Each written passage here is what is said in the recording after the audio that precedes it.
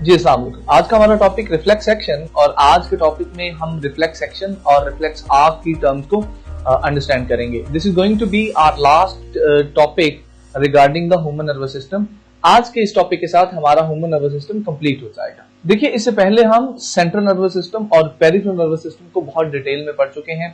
We talked about the brain, spinal cord, autonomic nervous system, somatic nervous system, sympathetic and parasympathetic nervous system as well.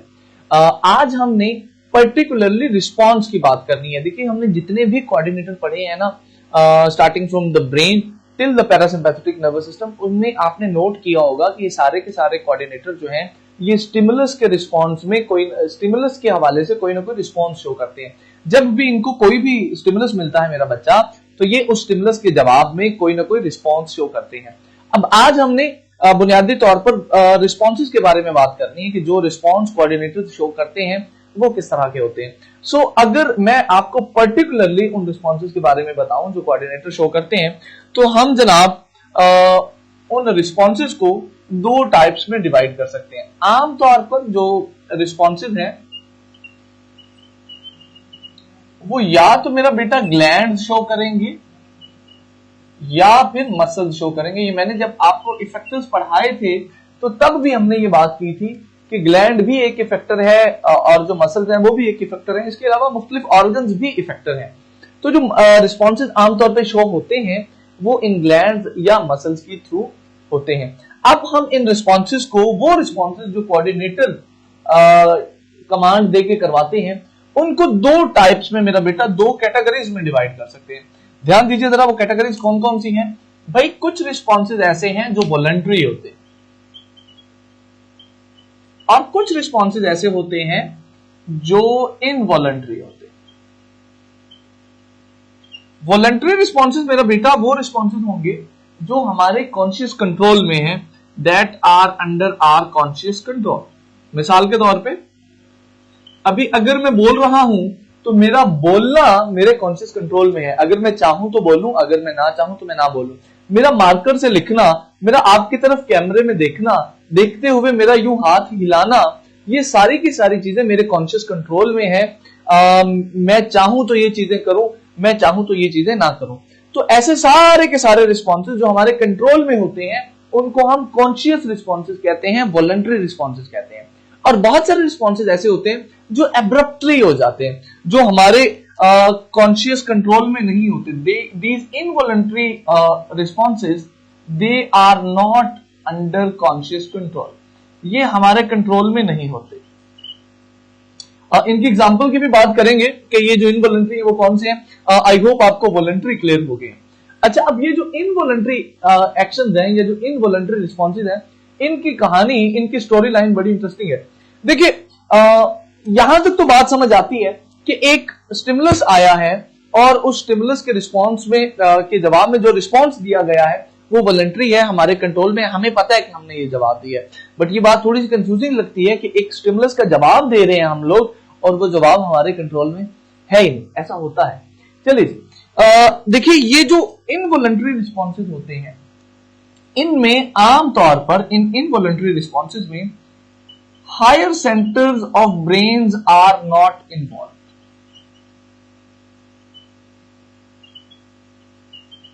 ये ऐसे responses होते हैं जिनमें brain के higher centres जो हैं दे आर नॉट इन्वॉल्व, वो इन्वॉल्व भी नहीं होते।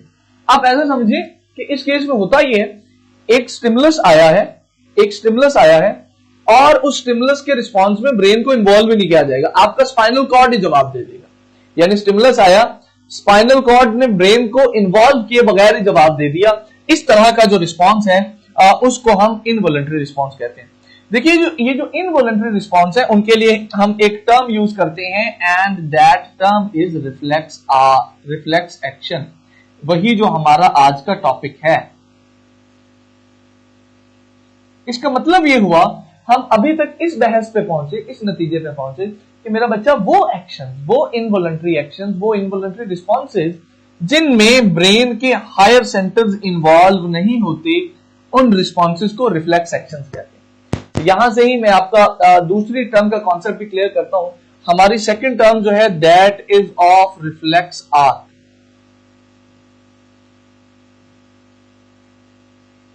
मेरा बेटा रिफ्लेक्स आर्क के बारे में सुन लीजिए। देखिए जी, the pathway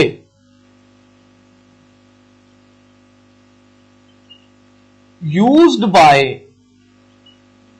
reflex action, reflex action का जो रास्ता होता है, जो पाथवे होता है, उसको हम रिफ्लेक्स आर्क कहते हैं। देखिए आर्क वैसे भी बुनियादी तौर पर रास्ते, पाथवे के मानी में इस्तेमाल होता है। तो रिफ्लेक्स आर्क बुनियादी तौर पे वो रास्ता होगा जो रिफ्लेक्स एक्शन इस्तेमाल करेगा। अब इसकी एक आधी एग्जांपल पढ़ लेते हैं। एग्जांपल में बड़ी मशहूर एग्जांपल है जी हमारे पास, और वो है moving of hand after touching a hot object. आपने नोट किया होगा कि जब भी कभी आप किसी गर्म चीज को हाथ लगाते हैं तो फौरन से पहले आप अपना हाथ पीछे खींच लेते हैं। मिसाल के तौर पे अगर यहां कोई चीज पड़ी है और मैं उसको यूं हाथ लगाता हूं और वो मुझे गर्म महसूस होती है, तो मैं फौरन से अपना हाथ पीछे खींच लूंगा बगैर कोई सोचे समझे। आप जितने मर्जी समझदार हो, जितने मर्जी क्लेवर हो, ऐसा कभी भी नहीं होगा कि आप गर्म चीज को जब आपका हाथ लगे तो आप उसको पकड़े रखें। आप ऐसा कभी नहीं करेंगे। ये आपके डीएनए में है ही नहीं। तो ये जो रिस्पॉन्स है ना, ये जो मैंने आपको अभी बताया, ये जो एब्रप्ट सा रिस्पॉन्स होता है, आपने हाथ लगाया किसी चीज को, वो हमें गर्म लगी और हमने अपना हाथ पीछे खींच लिया, this is actually an example of reflex action. इसी कॉन्सेप्ट को एक और एग्जांपल से समझने की कोशिश करते हैं। और ये जो GIF आपको नजर आ रहा है ना यहाँ पर, this is actually the knee jerk. इसको बेटा नी जर्क बोलते हैं।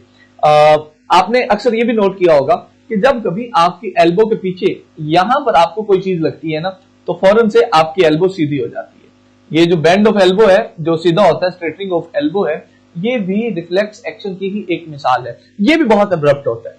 इसी तरह अगर आपके घुटने पे कोई चीज मारी जाए, आपका घुटना अगर ऐसे बेंडेड है, ऐसे है, और उसके ऊपर कोई चीज मारी जाएगी तो वो फौरन से सीधा हो जाएगा, वो फौरन से सीधा हो जाएगा। आप कभी आजमा लीजिएगा ऐसे करके कि घुटने के ऊपर अगर आप किसी भी चीज को हिट करते हैं हल्का सा, तो आपका घुटना फौरन जो है वो सीधा हो जाता है। तो ये भी रिफ्लेक्स एक्शन की एक मिसाल है।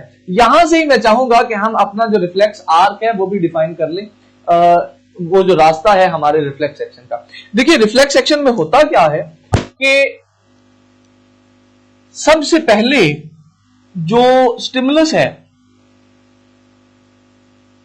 उसको सेंसरी न्यूरॉन रिसीव करते हैं।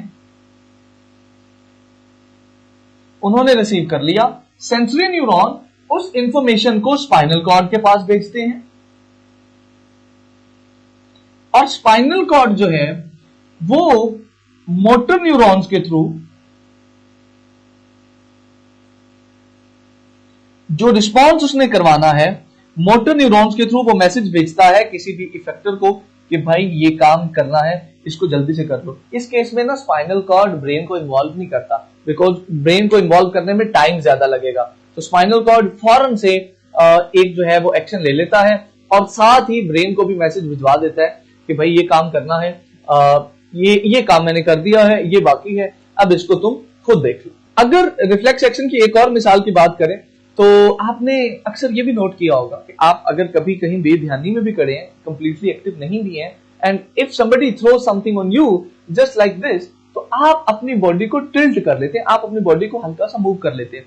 कभी भी जब कोई चीज आप पे थ्रो की जाती है तो आप घबराते नहीं है, आप बड़े आराम से अपने आप को थोड़ा बहुत इधर उधर बेंड कर लेते हैं। अब ये जो बेंडिंग ऑफ योर बॉडी है ना, this is actually an example of reflex action. और ये जो क्लिप आप देख रहे हैं, ये एक मूवी का सीन है, बल्कि एक सीजन का सीन है। अब आप ये आप लोग मुझे बताएंगे कि ये किस सीजन का सीन है। I am waiting for your response.